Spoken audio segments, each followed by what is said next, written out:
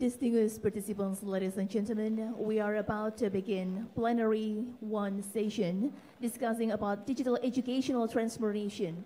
That will be 3 speakers on Plenary 1 session, and the session will be led by Dr. Purwanto, expert in Educational Technology, ICT Center for Education. Dr. Purwanto, please come forward, the floor is yours.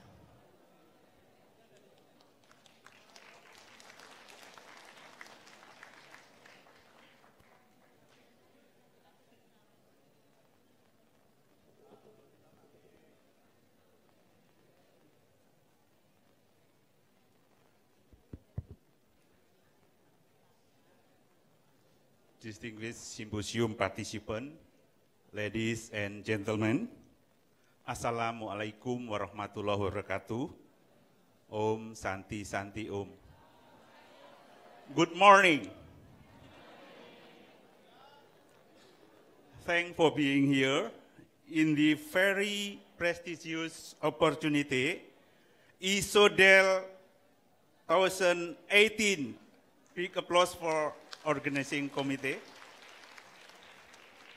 Hopefully it will be next symposium 2 years after. First of all, I would like to introduce myself. My name is Purwanto. Be careful spelling. I'm not so poor, not really. Purwanto, but some colleagues said Purwanto. Yeah, it's okay. I am chairman of APTPI. You may know. What is APTPI? Is that Indonesian Instructional Designer Association. Applause for APTPI. Some member here. I think I want to do is to help you to enter to the session with discussion. And today, please keep on your mind, we are talking about issues on digital transformation, digital educational transformation. Before the presentation begin, allow me to introduce the presenter. There is 3 presenters. The first presenter is Mr. Atul Kulshrestha. Applause for Mr. Atul. He is founder and chairman of Extramarks from India. Extramarks Education also has office in Jakarta. Okay, please take seat. The second presenter is Mr. Chandra Herawan, Senior Manager Collaboration Business Cisco System, Asia Region. Please come to the stage, Pak Chandra. And the third one is Mr. Ananto Kusuma Seta, Senior Advisor for the Minister at Ministry of Education and Culture. Big applause.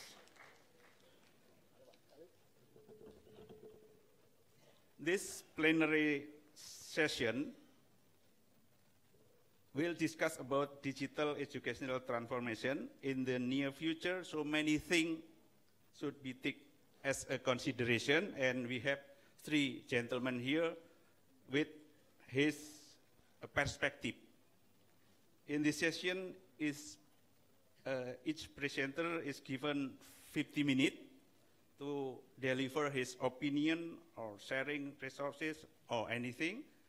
For any response and question or comment, please, we use internet. We have application. You can deliver your comment or question after the presenter finish his speech. For first opportunity, please welcome to Mr. Atul.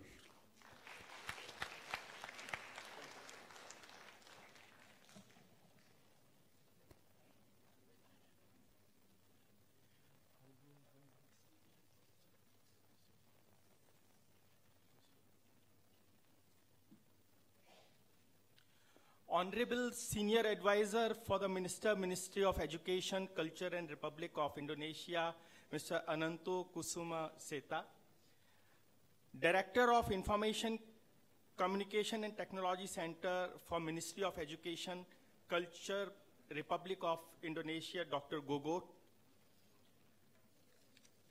Honorable Purwanto, who is the moderator here, distinguished guests, ladies and gentlemen. So it is a great pleasure to be here to see Industrial Revolution 4.0 happening in Indonesia, everybody preparing for it. And today I am here to share our views on the digital education transformation, which is an integral part of this revolution which is happening all around. So since morning, it was very interesting to listen to Dr. Ilham Habibi and Dr. Basuki, and knowing what all is happening in Indonesia. So when we speak about the Industrial Revolution 4.0, Dr. Habibi, he shared a slide in his presentation where he mentioned how the Industrial Revolution, artificial intelligence, technology is happening all around. But the education sector was highlighted in the red, meaning that technology adoption in the education is very less. So this is one sector where we have hands-on experience. So I represent Extramarks Education, which is the largest digital education company in India. So we have implemented digital education in more than 9,000 schools across. We have more than 1 million students on our learning platforms. We are present globally, and we are greatly present in South Africa, Middle East, and we are now in Jakarta. For all practical purposes, we are an Indonesia company in Jakarta. We have academicians from Indonesia joining the company, and I'm very proud that today we have a team of more than 150 people working for the implementation of digital education. So what I'm going to talk about today is not about how it is moving in the other sectors. I will share my hands-on experience of implementing digital education in India, in other countries, and now in Indonesia. So when we speak about transformation, the digital transformation that is happening all around, so 3 things are very important. One is the transformation, why the transformation is happening. So the critical factor is that there is a socio-digital change, a digital change which is already happening. So if you look at this graph, the most of the users which are using digital are in the youngest group, that is 18 to 24 years. And another very astonishing figure, which is compiled by the consultants, is that in developed countries, children below the age of 9 years are using at least 2 hours on their mobile phone. So that is why actually this society is reforming. Everybody is so connected, we are always on our devices, and the people who have never been using the mobile devices or the electronic devices, they have also started using apps like Gojek. They are calling their cabs through the apps. They are going to the movies through the apps. They are listening to music through the apps. So everything we look here and there, we find digital is changing the entire world.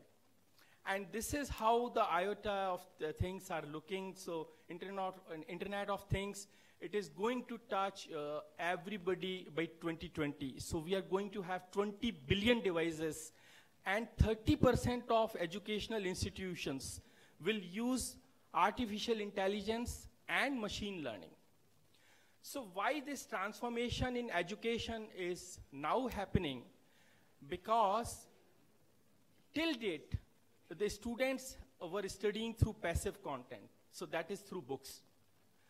The books, though they provide very wide knowledge, but the students are unable to have any insights. So because there are no benchmarkings. So because in a classroom, the education is delivered for everybody. So there is no differentiation, there is no personalized learning coming for every student. And this is why the transformation in the education is most important. And as I said, in the classroom environment, it is one size for everybody. So whether you are a slow learner, you are a brilliant student, you are at the same pace because the teacher has to take into account the whole of the class. This is where technology is making a great change. So what we have shifted to from the books, we are now shifting to interactive learning content. And this interaction at the student level is allowing things to happen very fast, and the students are learning very fast. So because he is doing things himself on his own device, it becomes imminent for the classroom to understand immediately whatever concepts are being delivered by the teacher. Moreover, because of the devices, all the data is captured. So immediate insights are available. So the teacher knows where his class is standing. The student knows where am I standing, what is my standing vis-a-vis the other students in the classroom. And this ultimately takes us to the personalized learning a child is looking for. So at Extramarks, so this is going. So what I am going to talk today is about the socio-digital change which has already changed and brought this transformation. What Extramarks is doing to enable this transformation. So what we are doing at our level is to implement education digitally so that we make things very simple and easy for the students to learn. Even for the teachers. For teachers, using digital education is very important because then it enables them to simplify the difficult concepts for a classroom teaching. And second, it also standardizes the education delivery throughout the country or throughout the state. So it is very important for everybody to use digital education in the classroom environment. And when the student is back at home, he can use the same concepts for his homework or for his home learning. So at Extramarks, we have created a three-pronged pedagogical approach which moves around learn, practice, and test. So we allow our students to first learn the concept. Second, we allow them to practice the concept. And third, there is a robust testing platform which identifies the learning gaps and allows a student to move ahead. So how are we making things simple for the difficult concepts? I'll just give you an example. Let us examine the general motion of football moving through the air. Any object that is in flight after being thrown or projected is called a projectile. The paths which object follow is its trajectory. The velocity vector v at each instant points in the direction of the ball's motion at that instant and is always tangent to the path. As projectile motion is a two-dimensional motion, so the velocity v resolves into two components, vx and vy, which can be added vectorially to obtain v. Because of the downward acceleration of gravity, Vy continually decreases until the object reaches the highest point on its path, at which Vy is 0. The Vy starts to increase in the downward direction. As before, Vx remains constant. The total time in which the projectile is in flight is called its time of flight, whereas the horizontal distance travelled by the projectile during its flight is called range.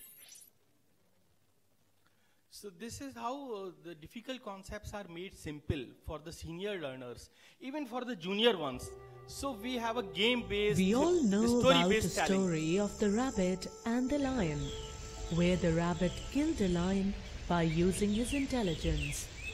The rabbit told the lion that there is one more lion in the jungle who lives in the well and claims to be the king of the jungle. After listening this, the furious lion followed the rabbit to the well.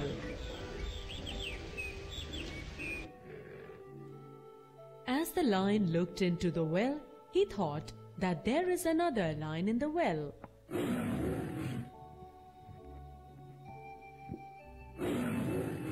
He jumped into the well to kill the other lion and thus died. Was there actually a lion in the well?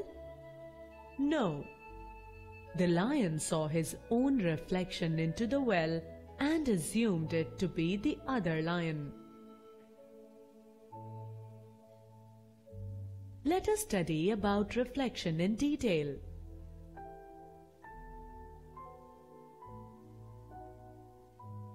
We know that light travels in a straight line.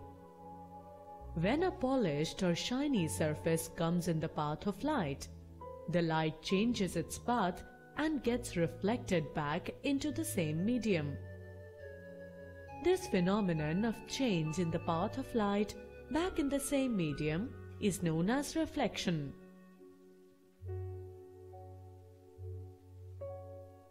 Here, the girl combs her hair by seeing her reflection in the mirror. The girl herself is the object here, while another girl, which seems to be present behind the mirror, is the image of the girl. The polished mirror is the reflecting surface. Let us now study about the reflection by a plane mirror. A plane mirror.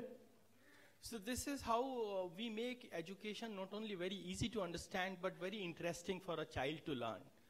In a classroom environment, teachers would normally explain the concept by muting the voice, but when the student is back at home, so he is learning on his own through these modules.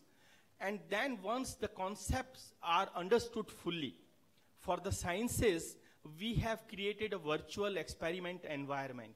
So where the child goes through the laboratories virtually and conducts an experiment. I'm showing you a small video only, how the experiments happen in a virtual environment.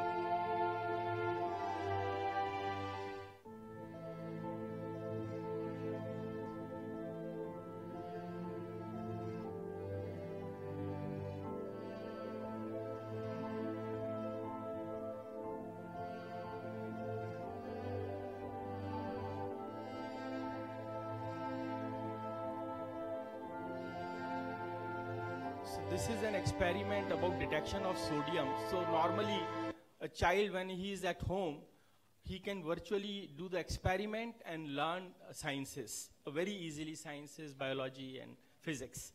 So this is how we have built a complete learning system which moves from learn to practice to test.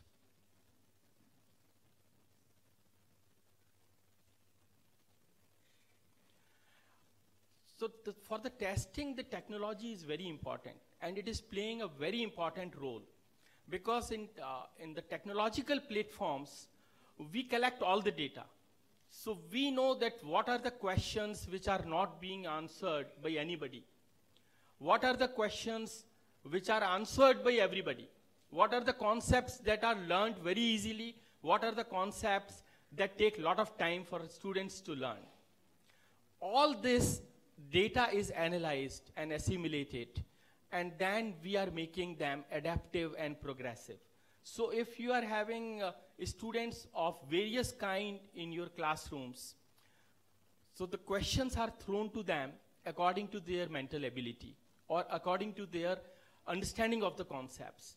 So this is very innovative, and this is possible only by implementing the digital education. Another thing which we have implemented at Extramarks is the total learning platform. So what is happening in today's world is that everybody is very connected. So we have connected the most important stakeholders in the study of a child, which are normally the parents, the teacher, and the student. And the student has a group, so his peers. And the parents have a group, so their peers, their friends, and the teachers and the mentors. So they are all connected through one software platform, which is our digital learning, which moves from school to home. That way, teachers are getting connected to the student even at home. So they can assign any work to the student at home, they can solve their queries. And the parents also know when to intervene in a child's study, what is happening to their child. The third thing which is happening now again, which is transforming the digital education itself, and that is big data and analytics. So how the big data and analytics are being used in education is that performance benchmarking has become very easy. You know what is the performance of a student vis-a-vis the other students. You know difficulty-wise analysis. How are the children performing at the easy questions and the difficult questions? You know what are the concept-wise weightage, and what are the chapters where the students have already mastered their concept. Similarly, it also allows us to compare what are the levels of our understanding. So maybe the class percentile is 68 vis-a-vis the global percentile of 70. And you can have a benchmarking done to your city, to your school, or to your nation. So this kind of benchmarking is happening only through the big data. Now, how are we going to use this for identifying the learning gaps? So the video I showed you just about the projectile motion, it has many concepts built in. So it has a trigonometry concept, it has an acceleration concept, and it has a long language comprehension also. Because if the student is not able to understand the question properly, so he will not be able to answer it properly. So if you are collecting data, you know exactly where are you missing. So if he is missing at triangles, we can identify, okay, this is the learning gap. This is where we need to immediately concentrate. This is how technology is going to change the way the concepts are being taught and learned. And the Industrial Revolution 4.0 is definitely taking and moving towards this performance benchmarking, which will be then implementing predictive learning based on the past performance of the child. So you prescribe to him, okay, you are weak here, go back, study this. And you give him a prescriptive learning. So this is very good for you. And these are your shortcomings, how to complete it. So this is where it is going to play a major role. And then you have data analytics for everybody. You have analytics for teachers. They know what are the students they have to focus more upon. They know what are the shortcomings in their students. How are they behaving with the other students in the other cities or in the other schools. And you have analytics for the parents. They know what is their child doing. How is he, what are the concepts he has already mastered with? How is he behaving vis-a-vis other children? And what would be the good career for your child? Similarly, it is very important for schools and institutions and government to know how their students are comparing globally, because today's students are global. It is no more limited to a nation. So it is very important that the nation comes to the global level. So governments can know how their students are performing vis-a-vis other countries. What are the gaps in the teaching learning process in their country or in their schools? they can strengthen their education delivery processes, they can identify the gaps in the teaching resources, and they can immediately take corrective measures. So this is how the individual performances at the teacher level can also be measured. So this is how this transformation which is happening at the education level will lead to student success and definitely for the Indonesia's economic development. So I won't take much of time. I have been shown I have very limited time now to talk. Thank you very much. Interesting. Mr. Atul already giving the opinion toward educational transformation, and he also giving an examples of content for reflection. Very interesting. Let's continue to the another speaker who will sharing his perspective toward digital transformation. Welcome, Mr. Chandra Herawan. Floor is yours. Selamat siang. Terima kasih dikasih waktu. Ternyata enak juga berdiri di sini nih. Kenapa? Saya ngelihat mungkin malam ada yang baliknya kemalaman. Udah mulai agak ngantuk nih kayaknya. Saya punya dua option. Option pertama saya presentasi pakai bahasa Inggris berdiri di sini. Itu option pertama ya. Tapi saya rasa sebelum jam 12 sudah pada tidur nih. Benar ya? Saya pakai option kedua. Saya coba bergerak pakai bahasa Indonesia. Siapa yang setuju option kedua? Oh, option kedua aja ya. Nah, kelihatannya menarik kalau gini. 50-50. Saya cuma ada satu case lagi. Kalau saya bergerak, saya harus pakai mikrofon ini. Minta tolong bantuan teman-teman ya, biar mikrofonnya bisa aktif. Udah aktif? Wah, mantap. Terima kasih supportnya. Jadi, enakan gini ya, lebih asik. Lagian saya juga akan menggunakan bahasa-bahasa yang standar-standar aja. Saya 11 tahun di Cisco, ngurusin soal collaborations. Saya akan tunjukkan sedikit sebuah video bagaimana teknologi bisa ngebantu education. Langsung aja. Oh, sorry. Filenya salah nih berarti. Oke, gak apa-apa deh. Filenya salah, tapi gak apa-apa, saya pakai yang ini. Buat teman-teman yang nggak, saya yakin banyak dari teman-teman paham banget dengan Cisco. Cisco adalah salah satu vendor utama Anda pada saat menyiapkan infrastruktur untuk kampus dalam hal ini. Contohnya di ruangan ini aja infrastruktur wirelessnya kita yang provide, dibantu dengan link internet dari Telkom ya Pak ya. Itu contohnya. Tapi tidak banyak orang yang tahu apakah Cisco ada hubungannya dengan education. For information, Cisco didirikan tahun 1984 oleh 2 orang profesor dari Stanford University. Yang ngebuat teknologi karena dia ngelihat jarak menjadi kendala yang besar. 30 tahun setelah itu, apa yang dilakukan oleh Cisco sangat fokus di education. Salah satunya adalah sebuah program yang melakukan pendidikan terhadap lebih dari 8 juta siswa dan 250 ribunya di Indonesia dari tahun 1998. Jadi banyak hal yang kita lakukan di sana. Nah, kita aware bahwa primary reason kita melakukan semua acara ini cuma satu hal. Bagaimana kita bisa bantu dan siapkan student untuk masa ke depan. Percaya? Percaya nggak? Jadi saya mungkin masih ada sebagian student, saya yakin. Tapi sebagian besar adalah pengajar. Tapi objektif kita bukan ke pengajarnya, tapi lebih ke studentnya sebenarnya. Objektif akhir adalah studentnya.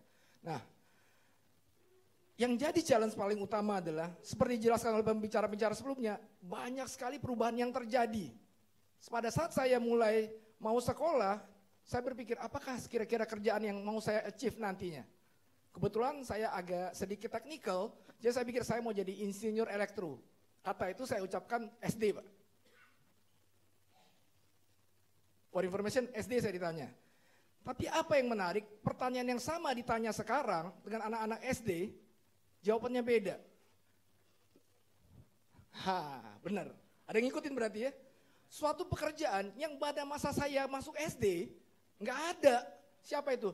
Jadi YouTuber, asik banget ngupload video ekspresi dan sebagainya. Kedua buat blogging. Blogger ya, nomor 2 tuh.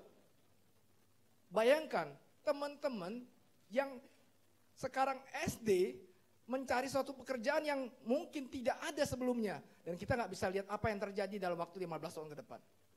Apalagi dengan adanya artificial intelligence, adanya automation, dan semua udah berasa. Contohnya paling simpel aja, saya tunjukkan soal Gojek.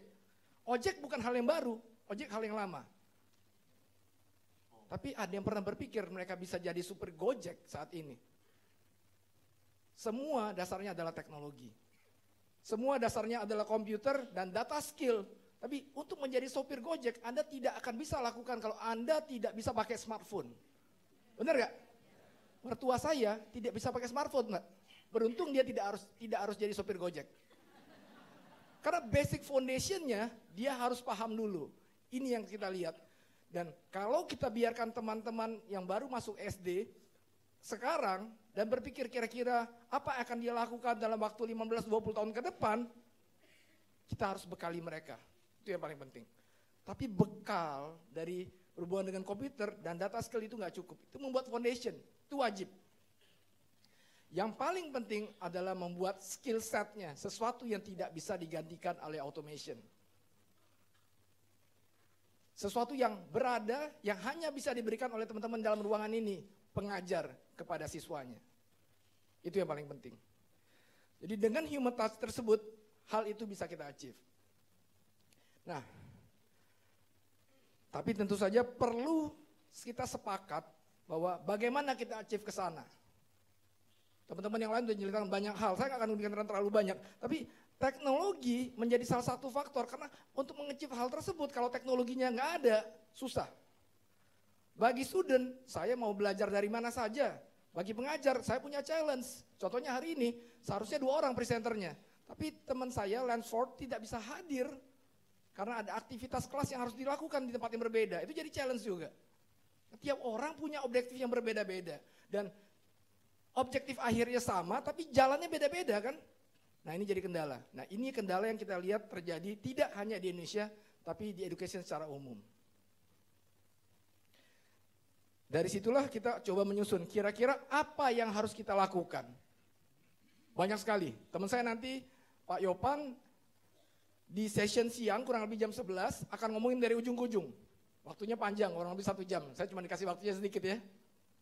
Saya akan hanya fokus ke satu area dalam hal ini, bagaimana digital learning bisa ngebantu.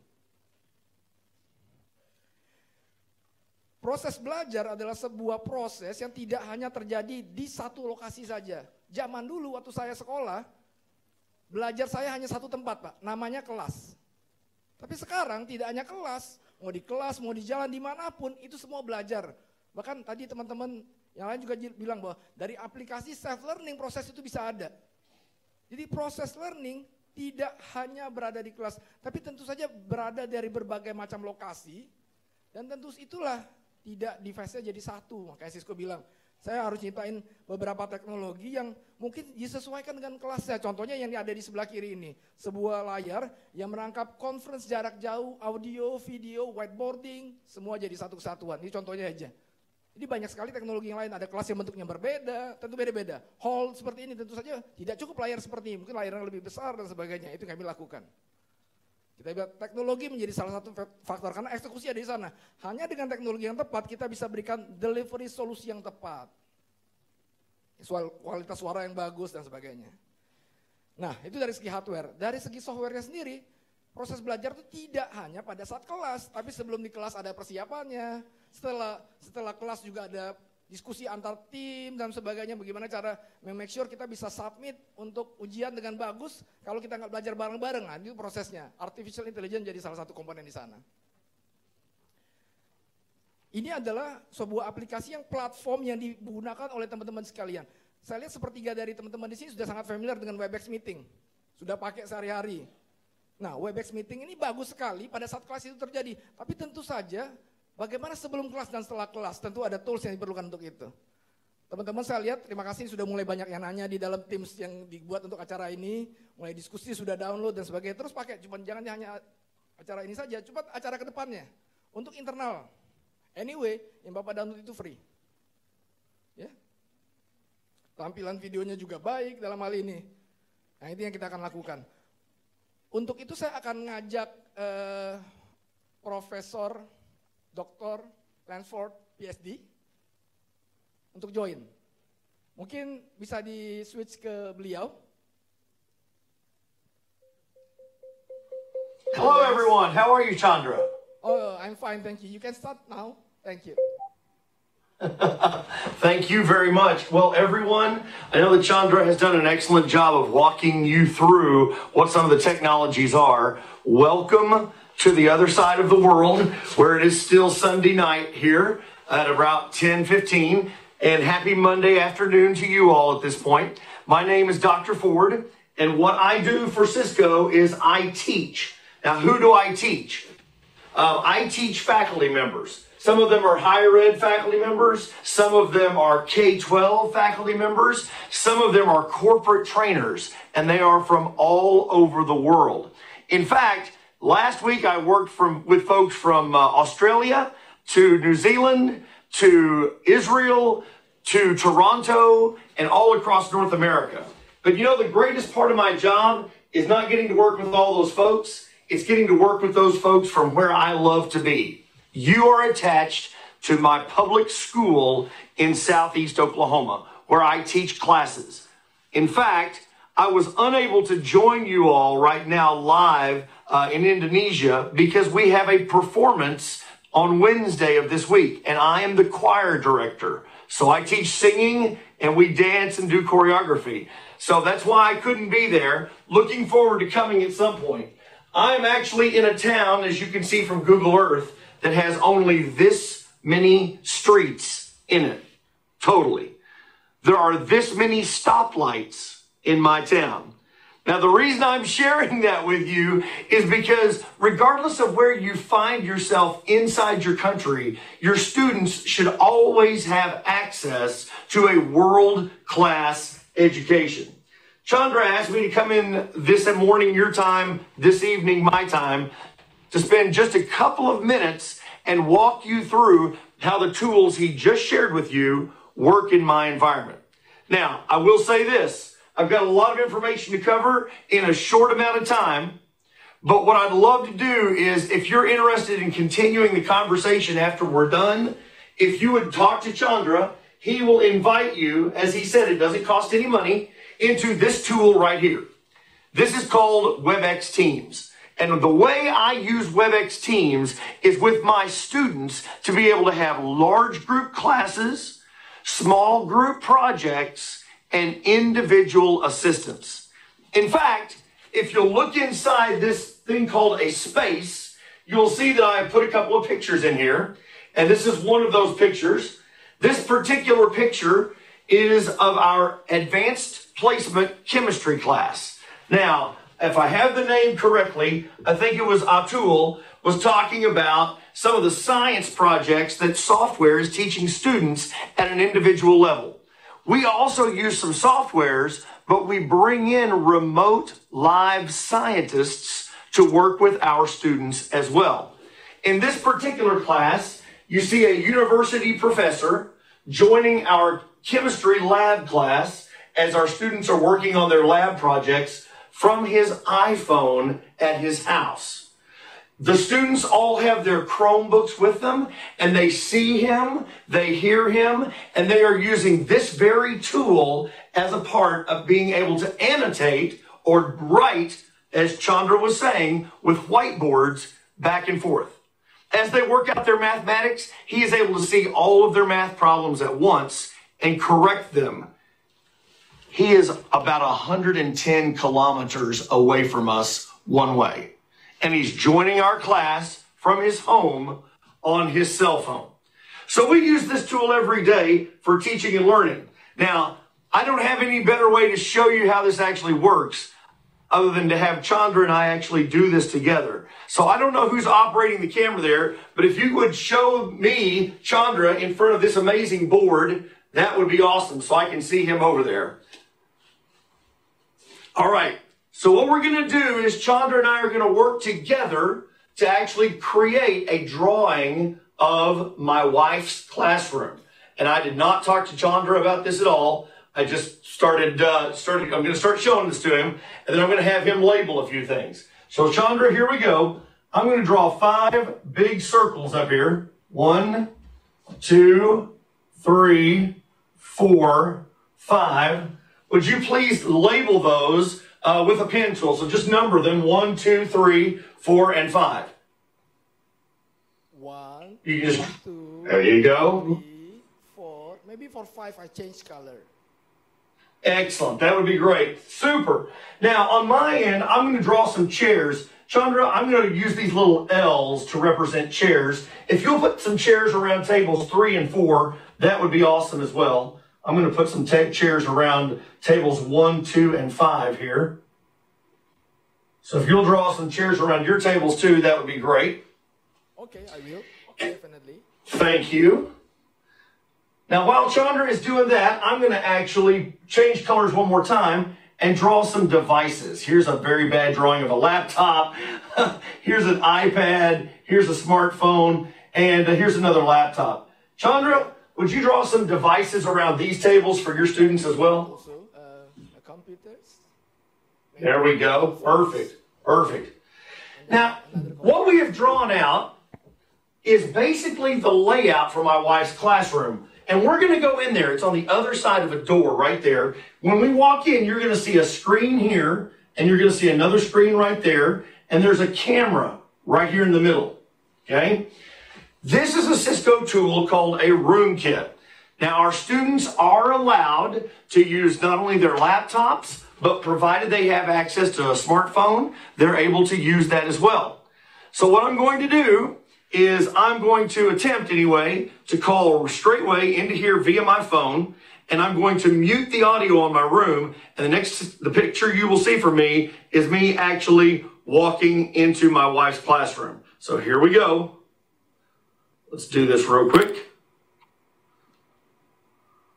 Device options. I'm going to hit my phone.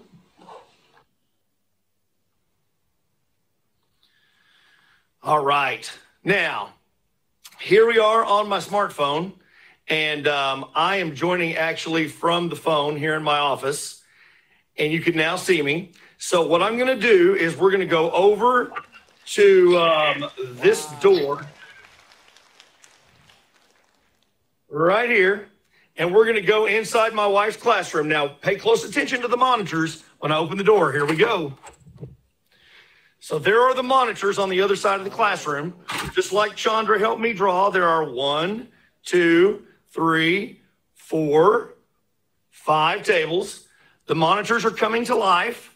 You can see the one on the right-hand side actually has a word hello. It recognizes that someone came into the room. They've come on automatically at this point, okay? And once they come on, if I don't interact with them, they start showing announcements from the day. They start showing the lunch menu to my students. They start showing different social media feeds that my students are using. They may actually show some weather information on those screens. And again, we're just inside her classroom. We'll kind of look around here. There's her board over there. There's her snowman because it's getting cold here. All right. There's her desk over there in the corner. Here's one of her plants. Okay.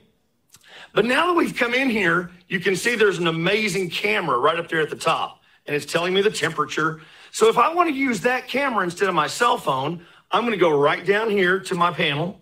I'm going to touch it to wake it up. Right now it's giving me the time. And on my phone, I'm now going to move the call by pressing a single button. Here we go. Jadi dari mobile phone langsung pindah secara otomatis, Pak, ke device-nya. Now, you're actually inside my wife's classroom, joining via the hardware. Luar biasa ya. Wow. Now, the great part about this is not just a demonstration that I'm giving to you tonight, tomorrow, your time. This is actually how our students engage with the world around them every day. From their phones, to the teacher equipment, to the teacher laptop that's over on the desk behind me. All of these devices allow our teachers to individualize, to differentiate instruction. I'll leave you with one last thing. When I come in here tomorrow morning, there'll be approximately 30 students at these tables.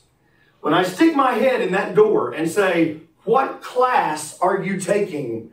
I will hear 30 different answers at the exact same time.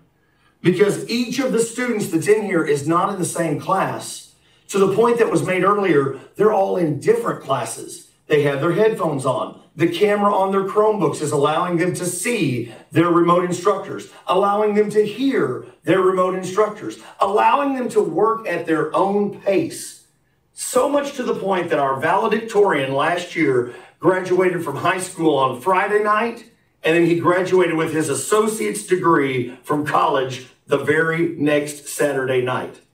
So it allows our students to accelerate their learning like never before. And if you have questions about it, please see Chandra, and he and I will be glad to walk you through more about how this actually works. Okay. Any questions for me, Chandra, before I go? Thank you, Lance. Thank you. Yeah. Bye-bye, everybody. Magic ya. Walaupun dia tidak bisa hadir, dari Oklahoma dia kirim salam dan dia join. Dan ini sudah kami lakukan di beberapa institusi, baik di Indonesia maupun di luar negeri. Saya akan running sebuah video bagaimana kami melakukan ini di salah satu university di Australia.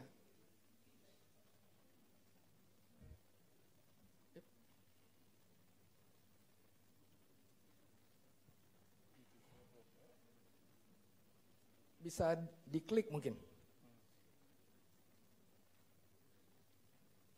Bisa diklik.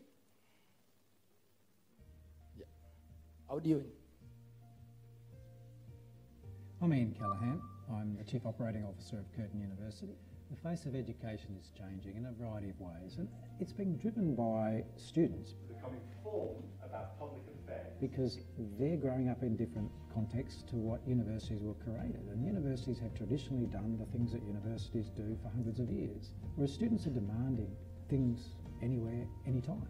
So we're having to change the way we're delivering education. When I came to Curtin used the technology that it was available at the time, but it was really quite simple. Collaboration has changed significantly with the tools that are available. Right now, where is he? He's in the green zone. Yeah, we want to get him to the blue. The WebEx meeting tools that Cisco have, we've been using them for a considerable amount of time, and they're the cornerstone of what we use in our classrooms. I'm the Deputy Vice-Chancellor Academic here at Curtin University. Technology enables us to ensure that we can connect with students wherever they are around the world. We can distribute our learning into any of our campuses, have global leaders come into our classroom through technology. It really is the future. There's about 30,000 students headcount who take some form of online learning. It allows me to deal with the tyranny of distance, time zones, and bringing people together that are not normally available. Living life more fully is easy with the Cisco collaboration suite of products. I can be at a kid's sports game or at home, in my car, and all of those tools are available in one easy interface for me, be it my phone or my iPad, and it's easy to be able to handle that. Otherwise, I'd be at work, I'd be staying later, but you can manage that much easier now and live your life more fuller as a result of using technology smarter. Asik ya? Sebagai penutup, kami komit dari Cisco untuk memberikan sebuah tools, membuat pembelajaran itu tidak lagi dibatasi oleh kelas, tidak dibatasi oleh tools. Yang penting adalah bagaimana achievement awal tadi, studentnya yang sukses. Itu yang paling penting. Dan untuk itu kita ngelihat education adalah sebuah area yang benar-benar spesifik. Kenapa? Banyak yang bilang, bisa sih yang ngomongin tadi bagus, kan budgetnya nggak ada ya. Ngomong budget langsung senyum-senyum kayaknya. Kenapa? Karena solusi yang sifatnya di enterprise diimplementasikan di student luar biasa, mahal, nggak ada cost-nya. Tapi saya yakin hanya dengan Rp30.000 per bulan,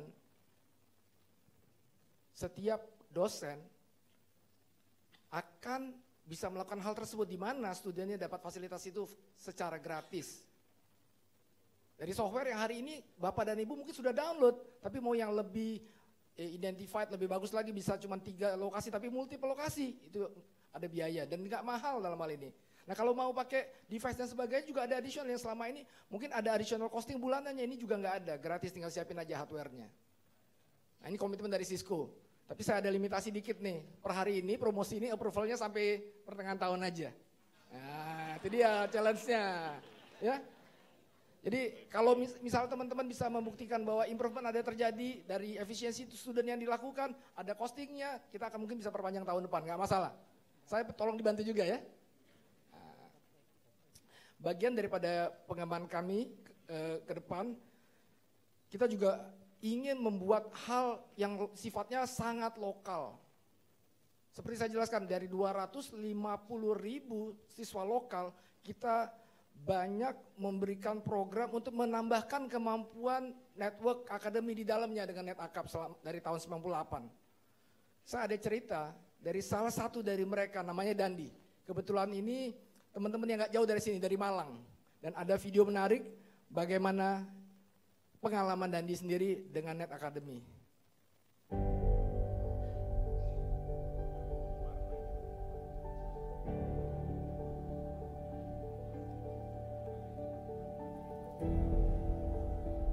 Namanya Dandi Purba Cantaka. Awalnya saya bermimpi untuk menjadi dokter hewan. Namun karena ayah saya sakit, saat itu saya berpikir cara tercepat untuk mendapatkan pekerjaan adalah dengan bersekolah di SMK. Di situ saya belajar di Cisco Networking Academy yang mengubah hidup saya.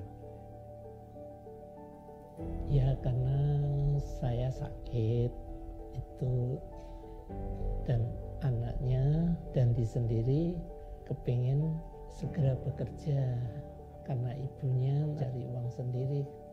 Dan memang meninggalkan banyak pinjaman atau hutang dan memang sampai rumah aja terjual gitu, kendaraan juga semuanya, sehingga dia memutuskan untuk saya harus sekolah yang memang langsung bisa kerja. Di SMK Telkom inilah saya dilatih oleh guru saya. Pak Duti sangat membantu saya untuk mengerti materi mengenai jaringan. Bekal yang saya dapatkan dari beliau dan Cisco Networking Academy telah mengantar saya untuk mengikuti kompetisi Netrider. Saya berhasil mendapat juara 3 untuk level Indonesia dan menjadi 10 terbaik untuk level Asia Pasifik dan Jepang. Kemenangan dalam kompetisi Netrider telah mengantar saya bekerja di salah satu sistem integrator yang merupakan mitra Cisco di Jakarta. Dia membanggakan sekali dengan kejuaraan-kejuaraan yang dia peroleh. Dan akhirnya, harapan saya untuk dapat membantu kondisi perekonomian keluarga bisa tercapai. Melihat bapak dan ibu tersenyum merupakan kebahagiaan yang tidak ternilai harganya bagi saya. Dapat berkontribusi untuk keluarga adalah langkah awal bagi saya. Langkah selanjutnya adalah berkontribusi untuk Indonesia dengan menjadi ahli dalam cyber security.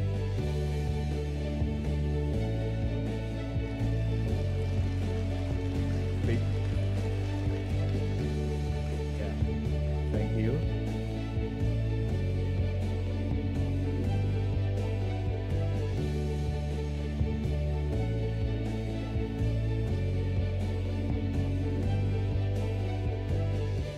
Okay, once again, applause for Pak Chandra.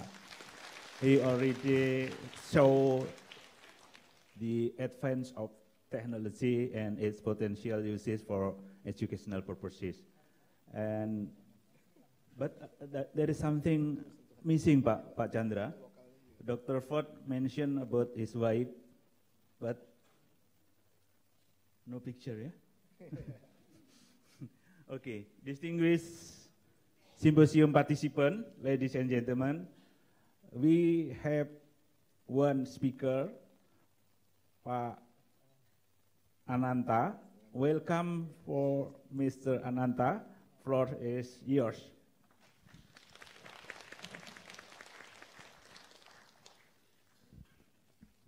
Selamat siang, very good afternoon. I'm speechless. Pak Atul, Pak Chandra, and the previous speakers, Pak Ilham, Pak Basuki, already mentions about all my slides that I prepared last night. So I have nothing left in my slide. So I cut my slide I think 3 left on my slide. I just want to summarize what our previous speakers mentioned. I don't want to put salt in the coffee. Saya nggak mau puncaknya ya di sini tadi itu, jangan nanti. Can you? Okay. Thank you. Everyone sekalian, I would like to make summarize on the previous speaker. First, it's the big questions that we have right now. It's why do we need the digital educational transformation? Why? Technology has always been a disruptive force in education. Education is an organized program on acquiring new skill and understanding. It is relevant and high quality if it can satisfy both the world of jobs and the student itself. The world of jobs are changing. This morning, Pak Ilham and Pak Basuki explained about how our society moving from the industry 3.0 to the 4.0, in which physical, digital, physical, and biological system become interact with each other. Let's create a pull on the education system. We need to equip the graduate of the education of school and university to be compatible with the future-proof environment, robot-proof environments. We don't want to produce the graduate which is compete with the robots in the future. So this is a big homework for our education system. In other words, we need to equip our graduate with the 21st century skill that they demanded for the future jobs. This demand of jobs in the technology give a education system need to change the directions, the way we teach our students. On the left side, we have a new generations of the students. Students are changing. We are welcoming the Z and Alpha generations with digital native, engaged in the social media. And recently, we have a study on the youth, including high school, in Asia Pacific, including Indonesia, that reveals that 98% of our students want to use technology in their formal educations. 85% want to work with the cutting-edge technology. 91% say that technology offered by employer would be factor in choosing between similar job offers. 83% of our students say that the school media can be valuable tools in the workforce. This creating a push to the education to keep it updated with the advancement of technology to fulfill our student demand. In other words, in this area of the Industrial Revolution 4.0, the traditional system of learning and education must be changed to match the demand for using more educational technology advancement. An education system that does not address the trend is irrelevant. An education system is unable to adapt to the speed of innovations in society. We call it obsolete education. Now, I think Pak Atul and Pak Chandra gave some examples on the digital transformations trend in education. Indeed, technology is a tool of pedagogical catalysts. Things we can learn, borderless class, artificial intelligence, virtual reality, augmented reality, including mixed reality, offer a lot of opportunity for our students, our teachers, interaction between another. It's not only among the student in country, also between countries. We are living in the borderless class, borderless school. This is the technology. So these transformations can enhance the access of education by reaching the unreached, isolated student to be connected, can also provide a distant learning. If we can have a statistic, I think Professor Tian Belawat in this afternoon will mention. My data set say on the 2016 alone, 2 years ago, at least 58 million students in the world took massive open online courses, MOOC, offered by more than 700 universities around the world, including I'm a student from the Stanford. I took several courses now, yeah, part of their lifelong learners. As a tool, educational technology can make a good classroom practice great, and it can make bad classroom practices even worse, depending on the way it is used. So the question right now is how can we start with this digital transformation trend in our education system in Indonesia, especially. One that we suggest, I think this room, a lot of teachers sit down in there, a lot of school principals sitting in there. If we may give you a suggestions, we need to start integrate digital literacy into the broad-based curriculum. Intracurricular, co-curricular, and extracurricular. Coding is a must. We start teaching coding, start from the early age of the students. Big data analytics, Pak Atul already mentions, it's not university students in that. We start from the elementary school with the simple things, computational thinking, cybersecurity, and don't forget cyber or digital citizenship is also very, very important on this.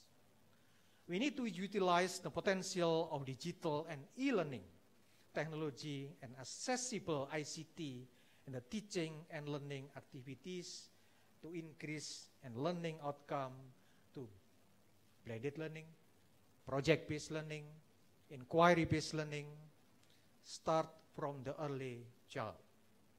I think everybody knows this is a very, very famous research and big research in the NASA in the United States. This research reveals that the most intelligent human beings are when they are in the golden age, 55 years old, 98%. They are most, genius generations. The older the people, getting less and less. So let's say like me, 58 years old, there's only 2% intelligence. So I don't know you, but my daughter, my grandchildren is much more. So we need to invest education, start from the early childhood. So this is a big very huge and beneficial investment in human being. So teachers, school principals start digital literacy from the early childhood.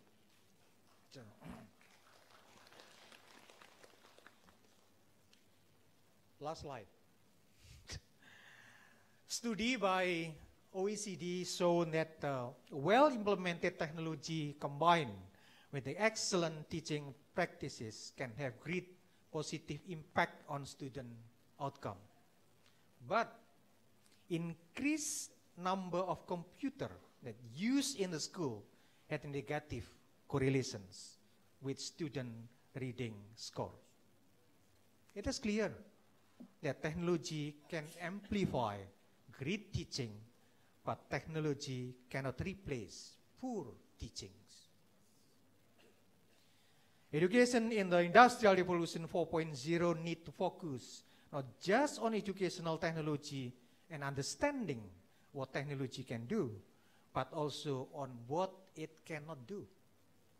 Balancing a uniquely technology with human skill will chart the course of our workforce in the future. Critical thinking, empathy, creativity, collaborations, leadership that are uniquely human character that most determinant of success in a life that must be in the heart of how we can prepare our next generations in the futures. That is what Education 4.04 Indonesia that we need today and tomorrow. Thank you very much for your attention. Big applause for Pak Ananto, very wise, with Japanese manner. Thank you, Pak Ananto. Even though Pak Ananto mentioned that only summarizing, but what was he mentioned is very, very important. The most essential thing in integrating technology to education or learning. What is that? I note that Pak Ananto mentioned that education in Industrial Revolution 4.0 need to focus and balance. Remember, we're dealing with unique human character, our Alpha generation that Pak Ananto mentioned for my understanding. Yeah. So this session is already done. Yeah. It's because almost lunchtime. This session is just beginning of our symposium. Don't worry. We still, there is opportunity to discuss further and maybe outside or in the next session. But please, Pak Ananto, Pak Chandra, Pak Atul, there is question here. Maybe you can give the short answer. Who the first? Saya dulu ya. Oke. Oke. Yang pertama, saya coba jawab yang pertama ya. Ini memang agak repot nih. Antara ayam dan telur ya, siapa yang mulai duluan. For information, PR kata orang, tugasnya banyak banget. Tapi teman-teman dari Menkominfo sempat nunjukin tuh gambarnya. Gimana caranya naikin ICT student dan sebagainya. Kita percaya per hari ini kita sudah punya foundationnya. Dalam hal ini Net Academy. Yang tersebar lebih dari 40.000 di Indonesia. Cuman per hari ini rata-rata bekerja sebagai silo, bisa dikatakan. Kita lakukan pendidikan, habis itu mereka lakukan di universitas masing-masing. Nah, dengan inisiatif yang kita bicarakan dengan Pak Rudiantara, kita ingin membuat ini menjadi satu kesatuan. Jadi kita tidak lihat lagi boundary bahwa satu SMK, satu universitas, tapi sebuah education di seluruh Indonesia. Di mana tugas kami diminta oleh Pak Rudiantara mengkoordinasikan dalam waktu untuk harapannya sih dalam waktu 6 bulan ke depan Pak 20.000 bisa di-achieve. Itu yang kita lakukan. Sudah ada diskusi panjang lebar yang kami lakukan untuk itu. Dan kita mungkin tunggu tanggal mainnya Pak. Thank you banyak Pak ya pertanyaannya. See, Extramarks is actively contributing to the education system in Indonesia. We have already set up our startup here in Jakarta. We are digitally implementing the local curriculum, and our idea is to implement quality education for everybody. Indonesia is a big country. It is the 4th largest population. And same way it should come up on the global map. With this intention, we want to implement quality education on immediate basis in Indonesia. And this is how we are contributing towards it. Thank you. Well, I want to contribute to the answer of your question. Ibu Bapak sekalian, on the Education 4.0, this is a must recipe for the success, which is school and university cannot stand alone. They have to have strong cooperations with the industry. Public-private partnership is a recipe on the success of education in the future.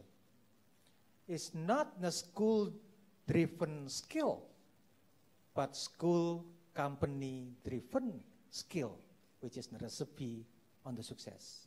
I think we thanks to the Extramarks, thanks to the Cisco who jump into education. Vice versa, the company now is also cannot neglect the role of the school. With the 4.0, it is strange for the company chasing the, what you call, workers from the market. It's better go to the school, got the talent from the school, invite them to the company, got a, what you call, internship in there, and you can select. Yes. So those are the candidate of the future and loyal employee, rather than you shopping from the market. Yes. So those are the win-win, what you call, situations between the school and the industrial company. So again, in the future, there is no reasons to reject that school and company working separately. Education 4.0 is not isolate the classroom from the world. Education 4.0 is bringing the world into the classroom and bringing the classroom into the world. So those are the philosophy on the 4.0. In other words, again, in the future, there is no competitions, but networking. It's a recipe for the success for the future. Thank you, Cisco. Thank you, Extramarks on that. Very good conclusion from Pak Ananto, distinguished ladies and gentlemen. Lastly, I would like to ask you apologize for my mistake and thank for your patience and full attention during this session. Thank you very much. Assalamualaikum warahmatullahi wabarakatuh. To all speakers, you are kindly asked to remain on stage to receive the token of appreciation from Mr. Gagat Suharwato.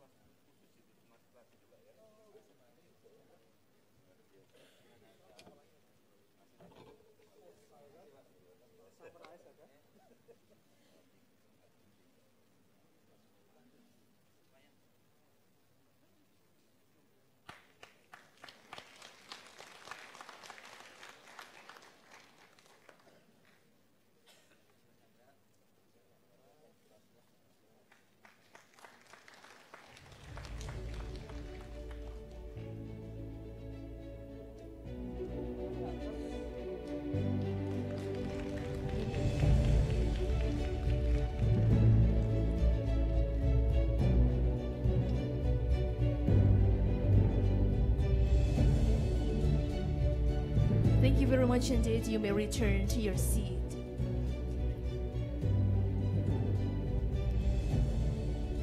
Distinguished participants, ladies and gentlemen, we have followed Plenary 1 session, and before we proceed to Plenary 2, we would like you to have a lunch break provided at the second floor of this hotel, and you are kindly asked to be ready at the ballroom for Plenary 2 session at 2 o'clock. Kami silakan Bapak Ibu hadirin untuk menikmati hidangan santap siang yang ada di lantai 2. Kami mohon kerjasamanya, mengingat padatnya agenda kita hari ini.